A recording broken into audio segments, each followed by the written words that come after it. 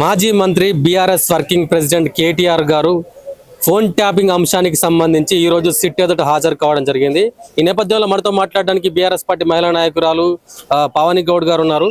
పవని గౌడ్ గారు నైనిక్ coal mining సంబంధించి ఆరోపణలు అవకతవకలు జరిగాయని ఎప్పుడైతే ఆరోపణలు వచ్చాయో అప్పటి నుంచే ఫోన్ ట్యాపింగ్ అంశం తెర మీదకి మళ్ళీ రావడం జరిగింది. ఏంటి అసలు ఈ రెండింటి మధ్య? 2 ఏళ్ల నుంచి అధికారంలోకి రావడానికి రేవంత్ రెడ్డి చేసిన హామీలేంటియో తెలంగాణ ప్రజలందరికీ తెలుసు. అధికారంలోకి వచ్చిన తర్వాత ఎవరైతే ఆ హామీలను గ్యారంటీలను ప్రజలకు ఏదైతే అన్యాయం జరుగుతున్నదో ఆ అన్యాయాన్ని అక్రమాలను బయట పెడుతుంటే లగచర్లలో లంబాడి బిడ్డల భూములను గుంజుకొని అల్లుడికి దారాదత్తం చేయడానికి చూసినప్పుడు రామన్న గారు ఆ భాగవతాన్నంతా బయట పెట్టిండు. అప్పుడు ఏమొచ్చింది, ఈ ఫార్ములా అనేసి ఒకటి వచ్చింది. తర్వాత ఏం చేసిండ్రు, ఇంకొక కుంభకోణాన్ని తీసుకొచ్చారు. దాని నుంచి డైవర్ట్ చేయడానికి కాళేశ్వరం ప్రాజెక్టుల నోటీసులు సిట్టులు అది ఇది అనేసి చెప్పి కేసీఆర్ గారిని విచారణ పేరుతోటి పిలిపించడం జరిగింది. తర్వాత నైని స్కామ్ బొగ్గు కుంభకోణం ఏదైతే ఉందో దాన్ని డైవర్ట్ చేయడానికి బామ్మర్ది భాగవతాన్ని డైవర్ట్ చేయడానికి మాత్రమే మొన్న హరీష్ అన్న గారిని ఇవాళ రామన్న గారిని పిలుస్తున్నారు. అధికారంలోకి వచ్చిన తర్వాత రేవంత్ రెడ్డి డ్రామాలు చేస్తున్నారు. ఒక సర్కార్ కాదు నడిపేది, సర్కస్ చేస్తున్నాడు.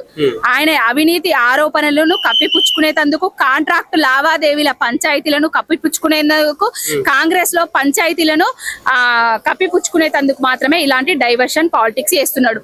రేవంత్ రెడ్డి అధికారంలోకి వచ్చిన తర్వాత కేసులు నోటీసులు డైవర్షన్లు డిస్ట్రాక్షన్లు బూతులు తప్ప ఏమన్నా చేసిండా తెలంగాణ ప్రజలే అడుగుతారు రేపు రాబోయే రోజుల్లో. సంబంధించి సైట్ విజిట్ అనేది గత ప్రభుత్వం నుంచే ఉంది.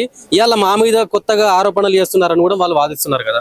సైట్ విజిటా వాళ్ళ బొంద విజిటా గానీ వాళ్ళు ఏం చేస్తారో వాళ్ళకే అర్థం కాదు. వాళ్ళు దొంగతనం కూడా కరెక్ట్ గా చేయలేరు, తొందరగా దొరికిపోతారు, దొరికిపోయినరు అంతే. ఇప్పుడు కుడిదిల పడ్డ ఎలికల్లాగా గజ గజ అనుకుతున్నారు అంతే, ఇంకేం లేదు. అంటే దీనికి సంబంధించి అటు కేంద్ర మంత్రి కిషన్ రెడ్డి గారు కూడా స్పందించారు. ఎప్పుడు స్పందించారు? కేంద్ర మంత్రి కిషన్ రెడ్డి గారు ఎప్పుడు స్పందించారు?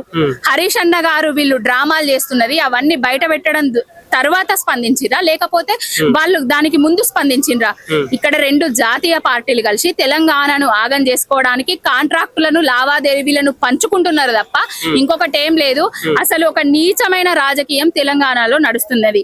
బీజేపీ కాంగ్రెస్ 2 కలిసి కేసీఆర్ గారిని నేరుగా ఎదిరించే దమ్ము ధైర్యం లేక వారి మీద ఉన్న ఇమేజ్ ను ప్రజలు ఎన్ని చేసినా కూడా ప్రభుత్వం పోయినా కూడా ఎక్కడ కష్టం వచ్చినా కేసీఆర్ రావాలి అని కోరుకుంటున్నారు. కాబట్టి ఇవన్నీ ఏదైతే వాళ్ళ క్లీన్ ఇమేజ్ ని ఏదో ఉన్నదో కేసులు వేద్దాము పిలిపిద్దాము అనేసి నాటకాలు చేస్తున్నారు. ప్రజలందరూ గమనిస్తూనే ఉన్నారు. సంబంధించి కాంగ్రెస్ మంత్రుల మధ్య సమన్వయ లోపం బయట క్లియర్ గా అనిపించింది.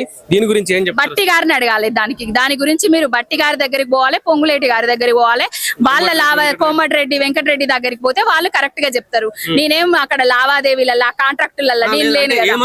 మంత్రుల మధ్య సమన్వయ లోపం అంటే మంత్రులు అసలు ఒక ముఖ్యమంత్రి అనేటోడు ఏ మంత్రిని ఎదుగనిస్తున్నాడు?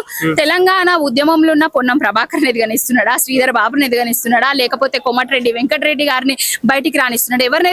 అసలు సినిమా టికెట్లు పెంచితే సినిమా ఆటోగ్రఫీ మంత్రికి తెలియదు, బస్సుల గురించి ఆ పొన్నం ప్రభాకర్ కు తెలియదు. పాపం ఏది తెలియకుండా ముఖ్యమంత్రి మొత్తం అన్నయ్యి తానయ్యి నడిపించుకుంటున్నాడు. ఆ విద్యాశాఖ మంత్రిని నేనే అంటాడు, గురుకుల విద్యార్థులకు పురుగులు అన్నం పెడతాడు. హోంశాఖ మంత్రిని నేనే అంటాడు. గద్దెలు కూల్సుర్రి, మొత్తం ఆస్తులు ధ్వంసం చేయర్రి, ఎక్కడైనా చిన్నపిల్లలు రేపులు మానభంగాలు జరుగుతున్నాయేమో వాటిని మాత్రం పట్టించుకోరు. అస్తావ్యస్తం బబ్రాజమానం భజగోవిందం శుష్క ప్రియాలు శూన్యహస్తాలు. 2 ఏళ్ల పాలనలో ఇచ్చింది ఏం లేక, చేసింది ఏం లేక, చెప్పుకోవడానికి ఏం లేక ఆనాడు మేడిగడ్డను బాంబులు పెట్టి కూల్చిర్రు, ఈనాడు ఇసుక కోసము చెక్ డ్యాములను కూలుస్తున్నారు. ఇప్పుడు ఎవరైతే ప్రతిపక్ష నాయకులు గట్టిగా మాట్లాడుతున్నారో వాళ్ళను కేసులు పెట్టి ఆ టైం పాస్ చేస్తున్నారు తప్ప ఇంకొకటి ఏం లేదు. మరోసారి దావోస్కి వెళ్ళిండు ముఖ్యమంత్రి రేవంత్ రెడ్డి గారు. ఏమన్నా పెట్టుబడులు తెచ్చే అవకాశం ఉందా? పెట్టుబడులు ఇవరకు ఏమన్నా దావోస్కి పెట్టుబడులు తెచ్చిర్రా? ఇగో ఇదివరకు తెచ్చినవి ఏం లేదు, ఇప్పుడు కూడా తెచ్చేది ఏం లేదు. పాపం రామన్న గారు ఐటీ హబ్ ను ఏదైతే తీసుకొచ్చిండో ఆ ఐటీ హబ్ ను ప్రభుత్వ ఏదో కార్యాలయాలకు వాడుకోవడానికి చూస్తున్నారు.